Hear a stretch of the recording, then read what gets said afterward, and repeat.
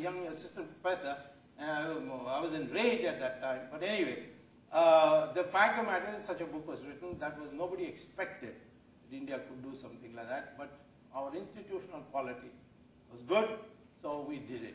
Now, China also had a food crisis, which was kept secret for many, many years thanks to their censorship. That was in 1960-61. And 32 million people died. Today, China admits to that. Sometimes they admit to 16 million, sometimes they admit to 32 million. How did 32 million people die?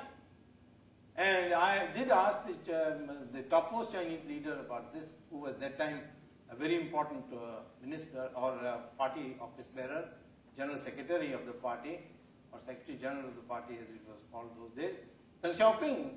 And he said that the problem was that the workers were sending flowery reports of how well we are doing. Because they were afraid that if they send negative reports, they will say, aha, this guy is an American agent, you know, and he's sending bad reports. So fix him, put him in jail. Later on we'll find out whether he is or not, but first you put him in jail.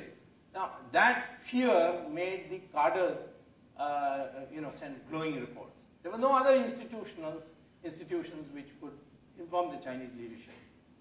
So they didn't know. By the time they came to know, they didn't have a railways. India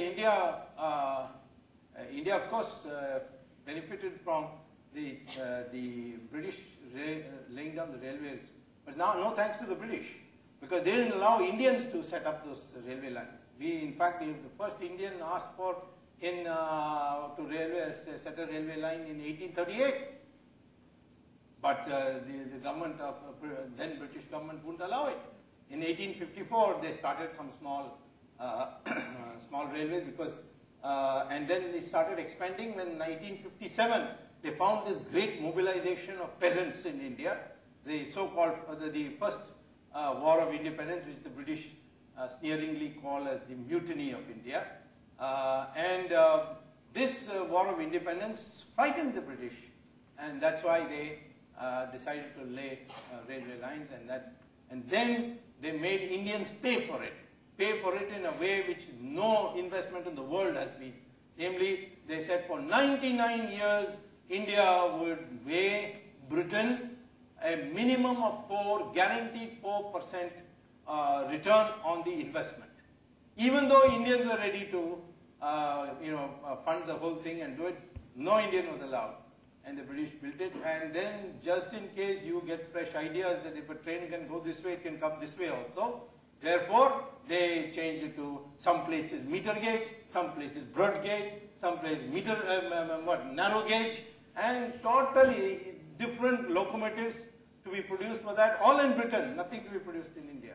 So they did damn all. But nevertheless, having inherited it, we put that together, and in 1960, 61, 65, we had a far superior railway system, and therefore we were able to send our grains to different remote corners. But China couldn't do it. And it is that which made China then step up its investment in railways, and today they are one of the finest railway systems. The world, in fact, they have overtaken India.